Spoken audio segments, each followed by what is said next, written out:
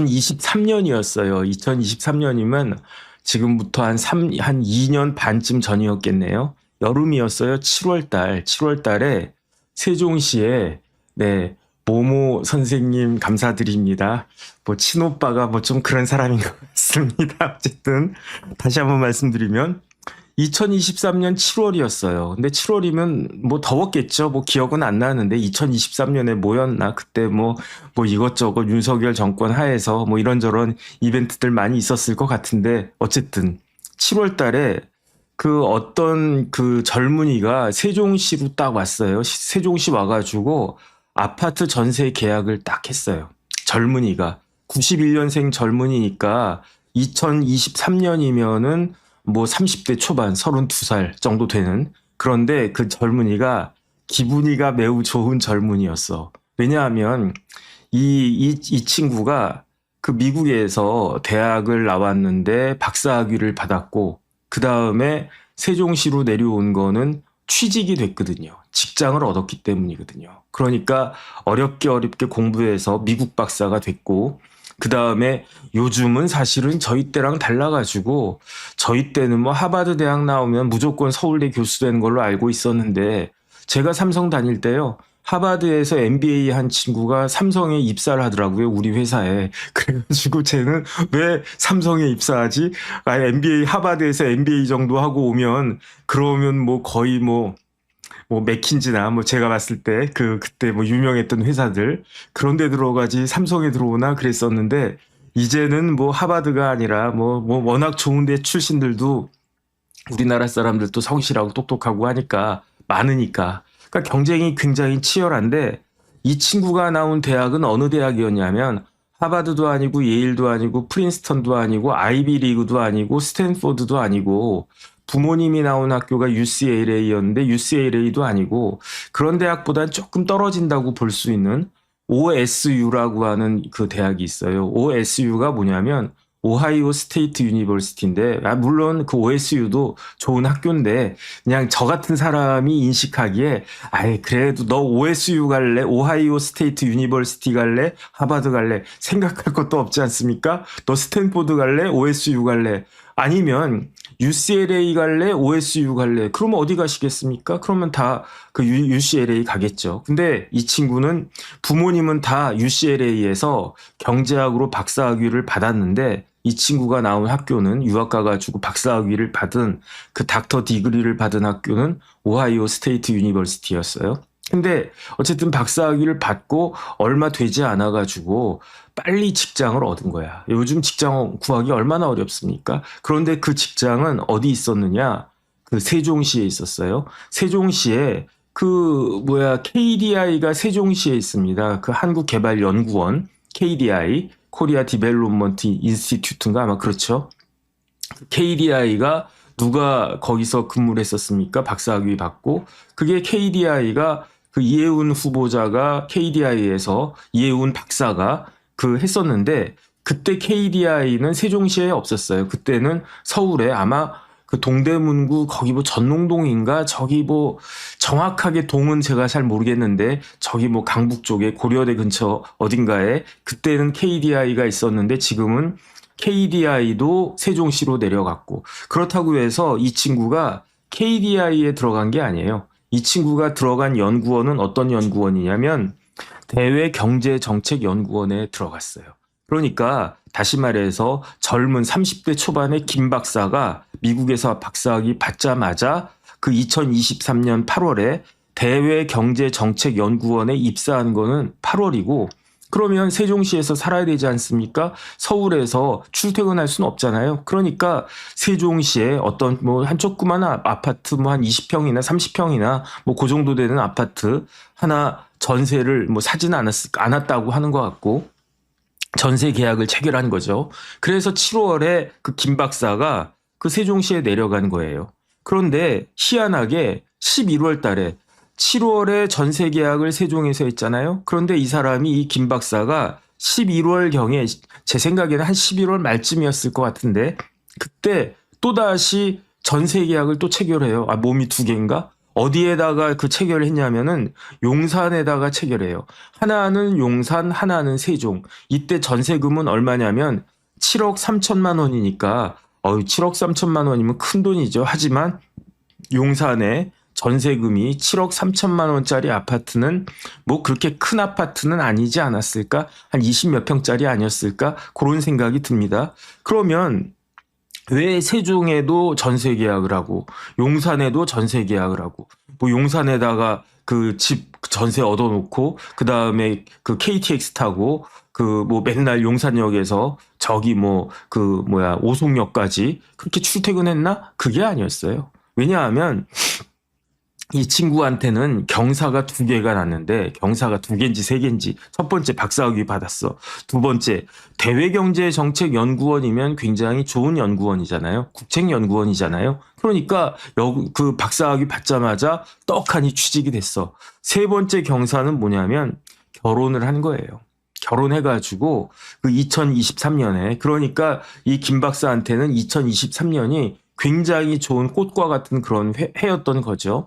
2023년 12월에 결혼식을 했는데 결혼하려면 그 새로 살 집이 필요하지 않습니까? 그러니까 저 같으면은 그냥 세종시에 그 전셋집이 있으면 직장도 거기고 하니까 와이프랑 같이 세종시에서 알콩달콩 또 세종시 새로 지어져 가지고 좋거든요. 그러니까 그렇게 살면 될 것 같은데 왜 용산에다가 또 전셋집을 갖다 뒀을까? 아마 그 와이프가 그 뭐 직장이 있었나 보죠. 그래가지고 뭐 주말 부부 같이 했나. 그래서 일단은 용산에다가 그 집 하나 두고 그 다음에 주중에는 세종 내려가서 열심히 일하다가 뭐 금요일 저녁이나 이렇게 올라와가지고 그래가지고 또 와이프랑 그 주말 부부 하다가 월요일 새벽이나 또 경산이니까 KTX 가깝잖아요. 쭉 타고 내려가서 또 일주일 보내고 이럴 생각이었나 보죠. 근데 어쨌든 결혼은 아닙니다. 왜냐하면 법적으로 결혼은 이게 이제 그 신고를 해야 그래야지 법적으로 결혼이 이루어지는 거고 딴딴따단 하면서 결혼식 하는 거는요. 그야말로 세레모니일 뿐이거든요. 어쨌든 이 결혼식 세레모니가 예식이 언제 있었냐면 2023년 12월에 있었대요. 그래서 결혼식하고 그리고 난 다음에 신혼여행 갔다가 그 다음 이제 전셋집 들어가가지고 뭐 2023년 말에 결혼했으면 2024년, 2025년 이제 결혼한 지 만 2년하고 조금 더 됐네. 정법전 TV 시작한 시점쯤에 이 김 박사가 결혼을 했네. 그런 의미에서 공통점이 있네요. 그리고 난 다음에 또 어떤 일이 있었냐면 해가 바뀌었어요. 그 신혼여행 갔다 온 다음에 그 시아버지 김 교수님이 며느리를 부른 거예요. 그 애기야 이리 와봐라 그러면서 봉투를 쓱 주는 거야. 그래서 아버지 이게 뭡니까?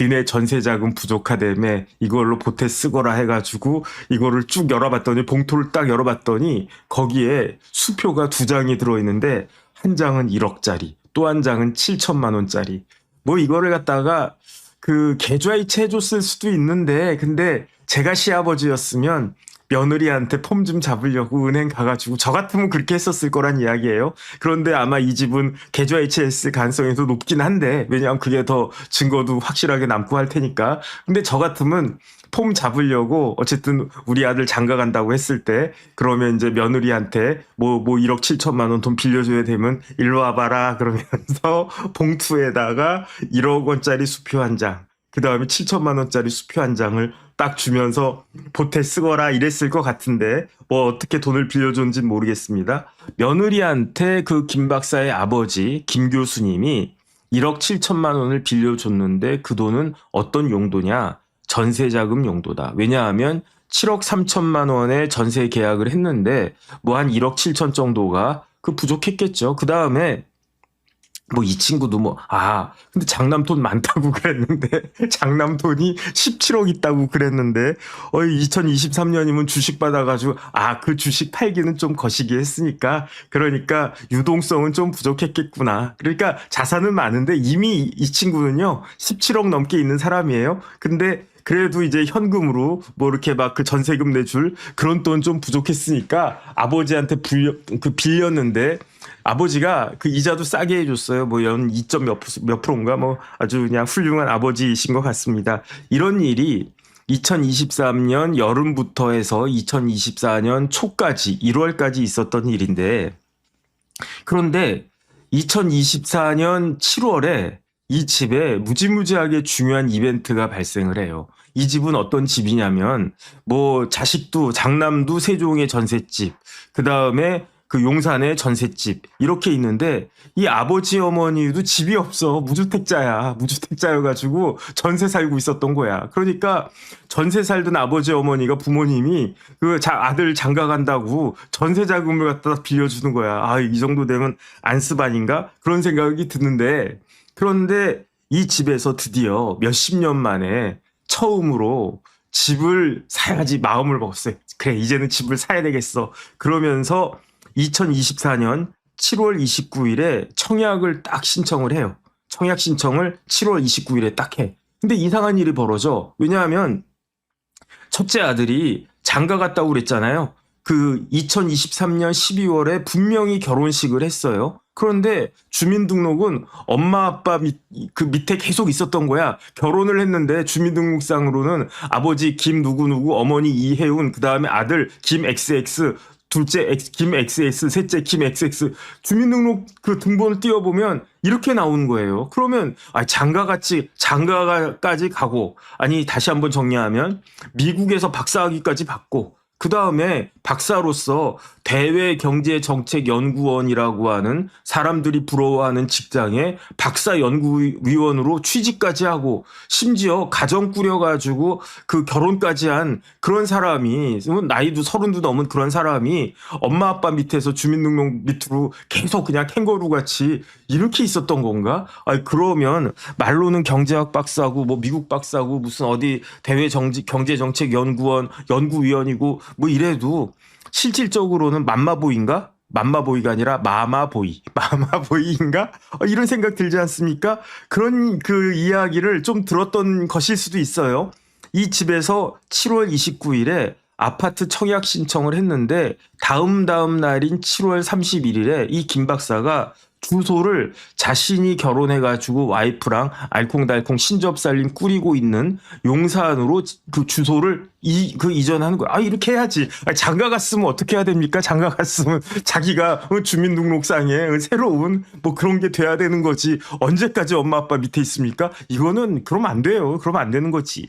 그러니까 어쨌든 드디어 정식으로 7월 31일에 그 큰아들이 이제 분가해서 나가는 겁니다. 주민등록상으로도. 그랬는데 누구 아주 그냥 긴장된 순간이 다가왔어요. 8월 달에 7월 29일에 신청을 했는데 8월에 발표를 딱 했어요. 발표를 했는데 이 집에서 환호성이 막 터진 거야. 월드컵에서 막 그 뭐 역전골을 넣은 것처럼 만세 뭐 이런 게 터지는 거야. 왜 그렇습니까? 당첨됐어요. 야, 우리 아들 오하이오 스테이트 유니버시티에서 박사학위 받은 것보다 더 기쁘다. 응? 우리 아들 대외경제정책연구원에 입사한 것보다 더 기쁘다. 물론 우리 아들이 그 결혼한 것만큼 기쁘지는 않았겠죠. 왜냐하면 아들이 장가간 게 훨씬 더 기쁜 일이었을 테니까. 당첨이 됐는데 뭐 아파트 당첨되는 게 그렇게까지 기쁠 일입니까? 기쁠 일이에요. 왜냐하면 이 아파트는 무슨 아파트라고 했다? 로또 아파트라고 했어요. 로또 아파트. 그런데 이 아파트가 비싼 아파트였던 것 같아요. 8월에 당첨됐는데 당첨되자마자 돈을 넣어야 되는 건 아니었고 2개월의 말미를 줬어요. 그래서 드디어 2024년 10월에 이 김 박사님이 김 교수님이 뭐 부자가 다 박사예요. 부자가 다 경제학 박사입니다. 그 김영세 교수님이 대금을 그냥 한 방 딱 완납을 하는데 이 아파트 대금이 얼마였느냐? 36억 7,840만 원을 그냥 현금으로 그냥 쫙 낸 거예요. 그러니까 2024년은 김영세 교수님이 돈을 많이 쓴 해네. 왜냐하면 그 아파트 사느라고 36억 7,840만 원 냈고 그 다음에 전세자금 며느리한테 빌려주느라고 또 1억 7천만 원 또 냈고 그러니까 교수 월급에 38억 4천만 원, 38억 4,840만 원을 한꺼번에 이렇게 딱 그 지출을 해야 되니까 좀 고생하셨겠네라고 생각을 했는데 그렇지가 않죠. 왜냐하면 김영세 교수님 재산이 본인 명의로만 100억이 넘는다고 그랬으니까. 그러니까 어쨌든 뭐 이 집에 있어서는 2023년, 2024년은 무지하게 좋은 그런 해였던 것이다. 그런 생각이 드는데, 그런데 제가 좀 전에 말씀드렸지 않았습니까? 이 아파트가 무슨 아파트였느냐? 그 반포에 있는 레미안 원 펜타스 아파트였고, 몇 평이었느냐? 제가 정법전 TV 이야기할 때 계속 그 잘못 말씀을 드렸었어요. 왜냐하면 저는 137제곱미터라고 나와 있길래 이게 공급 면적이 137제곱미터인 줄 알고 이거를 3.3 나누어가지고 평으로 환산해 봤더니 한 41평 정도 되는 것이다 라고 제가 말씀을 드리고, 그래서 138제곱미터 제가 쭉 그 검색을 해보니까 가격이 72억부터 76억까지 쫙 나와 있더라. 그러니까 이 이혜훈 후보자가 살고 있는 이 집도 뭐 한 70억 정도는 되지 않을까, 이렇게 제가 말씀을 드렸었는데 제가 잘못 말씀드린 거예요. 왜냐하면 137이라고 하는 숫자는 맞는데 이거는 분양 면적, 공급 면적이 137제곱미터가 아니라 전용 면적이 137제곱미터였어요. 그러니까 분양 면적은 훨씬 더 커가지고 분양 면적은 몇 평이냐면 54평이었어요. 그러면 42평이 72억부터 76억까지라고 그랬어요. 제가 조금 전에 찾아봤더니 그새 또 매물이 다 내려가고 42평은 딱 하나 매물이 있던데 그게 얼마냐 면 74억인가 나와 있더라고요. 그러니까 42평이 74억이면 54평은 얼마겠습니까? 54평은 제가 봤을 때 10평 넘게 그거 한 거니까. 근데 요즘 아파트 값이 막 개념이 없어요. 그냥 내놓은 거 주인 마음인 것 같아. 공급자 마음인 것 같아. 그래도 54평이면요. 제가 봤을 때 미니멈 85억은 되지 않을까? 미니멈 제가 봤을 때. 이건 제 생각입니다. 왜냐하면 42평이 74억으로 지금 나와 있으니까. 그러면 54평은 12평이 더 넓은 건데 한 85억은 하지 않을까? 근데 아직 정확한 건 모르겠습니다. 그다음 또 가격이라고 하는 게 더 올라갈 수도 있고 떨어질 수도 있고 하는 거니까. 근데 어쨌든 85억이라고 딱 치고, 그런데 이 아파트 얼마에 샀다고요? 김 교수님이 36억 7,840만 원. 만약에 이 아파트를 그냥 끝자리수 맞춘다고 쳐가지고 86억 7,840만 원에 팔면 얼마 남기는 겁니까? 50억 남기는 거잖아요. 요즘 저는 로또를 사본 적이 거의 없어요.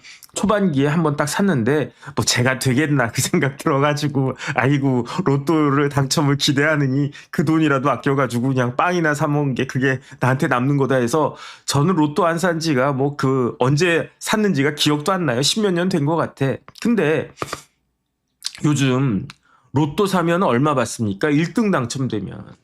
1등 당첨되면 한 20억 받습니까? 잘 모르겠습니다. 그런데 이 아파트는 당첨되니까 이 집안에서 얼마 벌었다고요? 제가 봤을 때 40억, 50억 벌었어요. 40억 더 벌었을 수도 있어요. 그러니까 이거는 로또 중에 로또 아니겠습니까? 로또를 최소한 2번 이상은 당첨돼야 되는 거 아닌가. 근데 이거를 몰랐습니까? 다 알았단 말이에요. 왜냐하면 다 아니까 이게 원래 레미안 원 펜타스는요, 그 앞에 한신 아파트인가 옛날 오래된 아파트가 있었어요. 그거 부시고 재건축한 아파트거든요. 그러니까 이게 재건축해서 원래 그 주인들한테 새 아파트 주는 거고, 일반 분양을 몇 채를 갖다가 했는데, 야, 반포에 이제 새로운 그것도 레미안 아파트다. 그러면 레미안 원베일리 있지. 아크로리버 파크인가? 아크로리버 파크. 그런 거 있지. 이런 게 지금 우리나라에서 최고 비싼 아파트다. 그 다음에 이제 반포 주공 아파트 지금 재건축해서 올라가고 있는데 그것까지 완공되면 아주 그냥 끝내준다. 이거는 상식 중에 상식 아닙니까? 그러니까 사람들이 눈이 시뻘게 가지고 여기에 달려들었는데, 이 54평짜리, 이 54평형에 몇 개가 물건이 나왔냐면 그 8채가 분양 그 물건으로 나왔어요. 그 경쟁률이 몇 대 몇이었냐면요. 81대 1이었대요. 그러면 몇 명이 몰렸다는 이야기입니까? 650명이 몰렸다는 이야기예요. 650명이 몰렸는데 몇 채만 이게 분양받을 수 있었다고요? 8채만. 그런데 이거는 그냥 뽑기 하는 게 아니에요. 뽑기 하는 게 아니라 다 다 이제 점수를 매겨가지고 점수별로 이걸 갖다가 하는 건데 저 같은 사람은요 넣어봤자 되지도 않아. 근데 이 집에서 어떻게 김영세 교수가 레미안 원펜타스 54평에 당첨될 수가 있었는가? 점수가 높았대요. 점수가 김 교수님의 점수는 몇 점이었냐면 74점이었대요. 74점이었는데 점수 구성된 그 항목이 크게 세 가지인데 첫 번째, 무주택 기간. 얼마 동안 집이 없이 무주택으로 쭉 살았는가. 그 이해운 의원은 계속 무주택이었어요. 그래서 내가 아무리 우리 집 전셋값이 뭐 20몇 억, 30억 막 그렇게 했어도 내가 집이 없어가지고 집주인한테 서름 받았다. 이 이야기를 했었어요. 그 이야기는 아마 이 집은 집 살 필요가 없었던 것 같아. 그러니까 결혼하고 나서 그냥 계속 그냥 집 없이 이때를 위해서 그냥 참고 집주인한테 갖잖다 이런 생각하지 않겠습니까? 아니 제가 예컨대 제가 임대인이에요. 이해운 후보자가 임차인이었어요. 그런데 제가 맞게 갑질을 하는 거예요. 왜 임대인 그러니까 어쩌고저쩌고 막 뭐라고 그러는 거. 집 언제 비우실 거예요? 뭐 얼마나 올려주실 거예요? 막 이런단 말이에요. 그럼 이해운 후보자가 속으로 막 부글부글 했겠지. 그러면서 마음 같아서 야 이러고 싶었을 텐데 가만히 있으면서 저 새끼 나보다 돈도 없는 새끼가 엄청 갑질하네. 이러지 않았겠습니까? 왜냐하면 재산이 제가 봤을 때 한 200억 넘게 있는데 그런데 아무리 그 반포에 아파트 집주인이라고 해도 200억 넘게 갖고 있는 사람이 얼마나 있을까?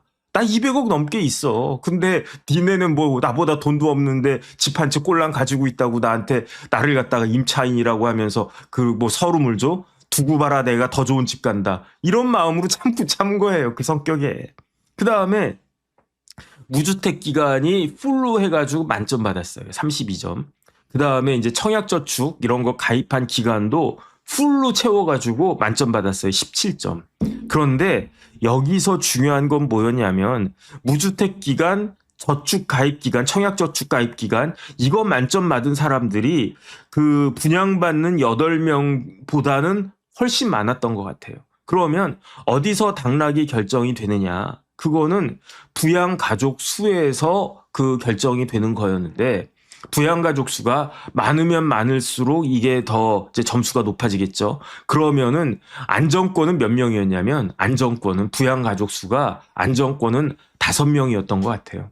왜냐하면 그러면 부양가족이 어떻게 되겠습니까? 저 같은 경우는 저희 이제 집사람이 이제 부양가족에 포함될 수 있을 거고 그 다음에 애가 하나 둘밖에 안 돼. 그러니까 저는 부양가족이 셋밖에 안 돼. 그러니까 아무리 무주택 기간이 길어도 아무리 저축가입 기간이 길었어도 저는 안 되는 거예요. 왜냐하면 애가 둘밖에 안 되니까. 그런데 이해운 후보자는 애가 몇 명이라고 그랬습니까? 아들이 3명이야. 그런데 부양가족이 김영세 교수님 입장에서 보면은 와이프 아들 1, 2, 3 하면 부양가족이 4명이잖아요.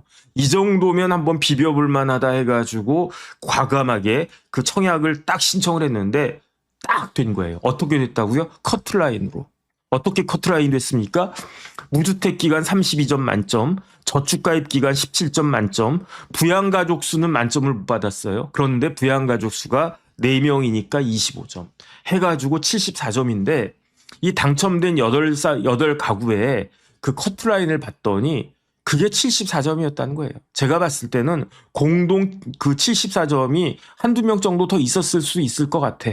그런데 어쨌든 부양가족을 4명을 맞추어가지고 이래서 이 로또 아파트 당첨됐고 그래서 제 생각에 최소 50억 먹었어.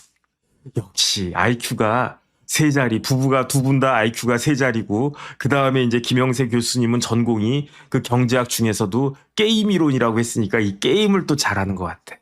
이야 대단하다 이런 생각이 드는데 그런데 여기서 문제가 생기는 거예요. 왜냐하면 이 부양가족을 산정할 때 부양가족은 누구이어야 하느냐. 첫 번째 주민등록상에 나랑 같이 우리 애들이 있어야 돼요. 그래야지 제 부양가족이 되는 거예요. 두 번째는 주민등록상에 제가 들어가 있다고 하더라도 그렇다고 하더라도 만약에 저도 부양가족 3명, 4명 만들 수 있어요? 어떻게 만들 수 있습니까? 예컨대 우리 아들이 장가를 갔어. 그런데 돈이 없고 능력이 없어, 그놈이. 그럼 어떡하겠습니까? 며느라 들어와라 해가지고 우리 집에서 그냥 찡겨가지고 사는 거지. 나도 불편하고 걔도 불편하겠지. 그래도 어떻게 합니까? 그렇게 살아야지 뭐. 그러면 어떻게 되느냐? 부양가족이 한 명 늘어난단 말이에요. 우리 딸내미가 시집을 갔는데 또 사위놈이 뭐 능력이 없다고 쳐요? 그럼 야 대릴삽이다. 너네도 들어와라. 우리 집이라도 들어와라. 그럼 또 한 명이 부양가족이 늘어나는 거지. 그런데 이때는 부양가족은 부양가족인데 의미 없는 부양가족이에요. 어디서? 그 아파트 청약 신청할 때에는. 왜냐하면 조건이 뭐냐면 그 같은 주소일 것, 주민등록상 주소가 동일할 것, 두 번째 미혼 자녀일 것. 그러니까 여기에서 의문이 풀리는 거예요. 왜냐하면 이해운 후보자의 장남이 결혼식을 언제 했다고요? 12월에. 그 다음에 그 집을 어디다가 만들어 놨다고요? 첫 번째 세종에다가. 그러면 주민등록을 세종으로 옮겼어야 되는 거 아닌가? 두 번째 전세계약 또 했다고요? 어디다가? 용산에다가. 그러면 주민등록을 용산에다가도 했었어야 되는 거 아닌가? 그런데 그냥 이 친구는요 어떻게 했느냐? 결혼하고도 그 결혼 신고를 안 했어요. 혼인 신고를 안 했어요. 그러니까 법적으로는 총각이야. 그 다음에 그 집이 그 부모님 사는 집 말고 2군데나 더 있었는데 그런데도 불구하고 주민등록은 계속 그 부모님 그 밑으로 있었단 말이죠. 그 이유는 무엇이냐? 그 이유는 뭐 뻔한 거지. 아파트 당첨받으려고. 그래가지고 제가 예금보험공사 있을 때 그때 금융기관 부실 관련자 관련해가지고 그 뭐라 그럴까 소송 많이 했어요. 많이 했었는데 그러니까 소송당한 분들이 어떻게 했느냐 이혼을 많이 했어요. 이혼을 많이 하면 법적으로는 남남이니까 이혼하면은 그 님에다가 점 하나만 딱 찍으면 뭐가 됩니까? 남이 되는 거예요. 그러면서 같이 살아. 그러면 어떻게 되는 겁니까? 그 다음에 이혼해가지고 재산 분할로 마누라한테 막 팍팍팍 퍼줘. 그럼 어떻게 합니까? 우리는 눈 뜨고도 당할 수밖에 없는 거지. 그거를 위장 이혼이라고 했는데 그런데 지금 말을 만들었어요. 어떻게 말을 만들었냐? 이것은 위장 미혼이다. 이미 결혼을 했는데 마치 결혼을 안 한 것처럼 마치 아무 일도 없던 것처럼 뭐 그리운 그대 뭐 마치 아무 일도 없었던 것처럼 뭐 그런 노래 있지 않습니까? 이렇게 했다는 거예요. 근데 작전은 어떻게 했다? 대성공했다. 작전 성공해가지고 그래가지고 뭘 받았다? 아파트를 받았다. 레미안 원 펜타스를 받았다. 그래가지고 어떻게 됐다? 먹었다. 얼마를 먹었다? 50억을 먹었다.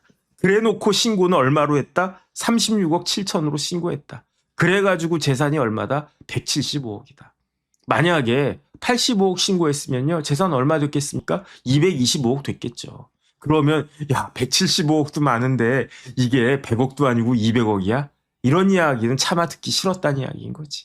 제가 봤을 때 이건 바보 같아요. 왜 바보 같냐면 이왕 뭐 175억이나 225억이나 그게 그거지 뭐. 그러면 또 꼼수 폈네 이렇게. 이런 이야기 듣기 전에 그냥 자수해서 조금이라도 광명 찾는 게 낫지 않았겠는가?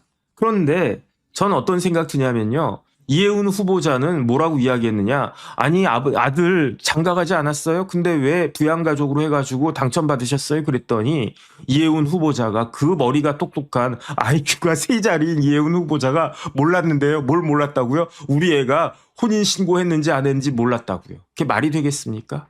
왜냐하면 아파트 청약 신청할 때 뭘 써야 됩니까? 부양가족. 그런데 부양가족 정의 같은 게 이거 그 신청할 때 그 요령에다가 쫙 적혀져 있었을 거예요. 부양가족은 누군데 뭐 어떤 거라고요? 미혼이어야 되고 같은 주소지에 있어야 됩니다. 그러니까 착오 없으시기 바랍니다. 이런 게 설명서에 다 있었을 거 아니에요. 그러면 불렀겠지. 아들 불러가지고 야 큰놈아 일로와 며느리랑 같이 말해가지고 니네 미혼이냐 결혼이냐 그거 물어보지 않겠습니까? 그러면은 뭐라고 했겠습니까? 그 미혼인데요. 야 내가 뭐 결혼식은 어디서 했을까? 뭐 호텔에서 했을까? 호텔에서 했으면 신라 호텔에서 했으면 한 3억 정도 든대요.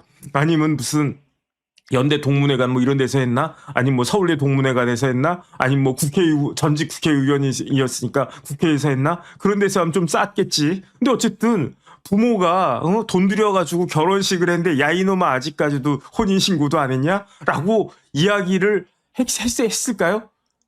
그 뭐라고 이야기했을까요? 그 아들을 불렀어. 그 이제 신청을 해야 돼. 아파트 청약 신청을 해야 돼. 야 아들아 아가야 일로 와라. 그 애기야 일로 와라. 그러면서 니네 혹시 기혼이냐 미혼이냐 그렇게 이야기했는데 결혼시켰잖아 엄마. 그러면서 그 아들이 큰아들이 김 박사가 결혼시켰잖아. 그 결혼식 저는요 결혼식하고 그 다음날인가 뭐 금방 가가지고 신혼여행 갔다 온 다음인가 뭐 오자마자 그냥 뭐 구청이가 어딘가 가가지고 혼인신고 했는데 저는 금방 했어요. 그러니까 뭐 김 박사도 그 혼인신고 했는데 그러면 그 이혜훈 그 후보자 뭐라고 그랬겠습니까? 아들이 혼인신고 했는데 라고 이야기하는 순간 제가 뻔해요. 그 엄마가 아들 보고 야! 야! 막 이러지 않았겠습니까? 야 이놈아! 혼인신고하면 어떡하냐? 응? 네가 미혼이고 여기 들어와야 우리가 부양가족이 4명이 되고 그래야 우리가 원펜타스 54평 당선될 건데 아이고 큰일 났네. 네가 그 혼인신고하는 바람에 그러는 바람에 우리 이거 못 먹었네. 그럼 50억 못 먹었네. 이러지 않았겠습니까? 그러니까 마찬가지로 똑똑해서 미국에서 박사학위를 받은 똑똑한 부모를 둔 그 김 박사는 뭐라 그랬습니까? 씩 웃으면서 엄마 나를 뭘로 보고 안 했지. 안 했지. 주민등록도 아직 거기 있잖아. 그냥 걱정하지 말고 그거 하셔. 그 다음에 기도합시다. 철야 기도합시다. 새벽 기도 나갑시다. 하나님 아버지 이 원펜타스 54평만 주시면 제가 뭐 11조도 했겠나? 뭐 감사원금도 했겠나? 뭐 열심히 살겠습니다. 이랬을 것 같아요. 제가 봤을 때. 근데 중요한 건 뭐냐면 이거는 법을 위반한 거잖아요. 법을 위반했나? 안 했나? 안 했다고 볼 수도 있겠네요. 왜냐하면 주택법에 따르면 이런 식으로 해가지고 가산점을 높여가지고 그래가지고 이 청약을 받으면 이거는 형사 처벌받게 되어 있는데 법적으로 결혼식과 법적 결혼 상태라고 하는 것은 다른 거니까. 주택법 위반 아니네. 저는 주택법 위반이라고 생각을 했었는데 지금 생각해 보니까 주택법 위반 아니라고 할 수 있겠네. 혼인신고 안 했으니까. 그 다음에 제 친구 중에도 그런 친구들이 있어요. 그냥 결혼식하고 뭐 한 1년이나 2년 있다가 혼인신고 안 하고 그냥 쭉 사는 애들도 있더라고요. 그래가지고 야 니네 왜 혼인신고 안 하냐 그러면은 뭐 천천히 하지 뭐 충청도인가 어쨌든 뭐 그러니까 그냥 눈에 보여도 우리는 저 법적으로는 그 미혼이다 이렇게 이야기해 버리면 할 말이 없겠네. 근데 이런 분이 우리나라 곳간을 지키는 예산처 장관이 되는 게 그게 합당하다고 생각할까요? 누가? 이재명 대통령이. 뭐 합당하다고 생각하면 이런 온갖 그런 거에도 불구하고 예산처 장관으로 임명을 할 거고 뭐 아니다 그러면은 뭐 낙마가 되겠죠. 근데 보면 볼수록 너무 막 그렇다는 생각이 듭니다. 오죽하면 참여연대에서도 이거는 안 된다 이렇게 이야기했다 뭐 그런 기사가 있더라고요. 그래서 좀 보면 볼수록 씁쓸하다 그런 생각 들고요. 그냥 제 개인적인 생각은 이혜훈 권사님은 이 정도 됐으면 많이 먹었다 아이가 뭐 이런 생각 들지 않습니까? 그냥 더 이상 이런 얘기 나오지 않게 사퇴하시는 게 그게 여러 가지를 위해서 좋은 거 아닌가 그런 생각이 듭니다.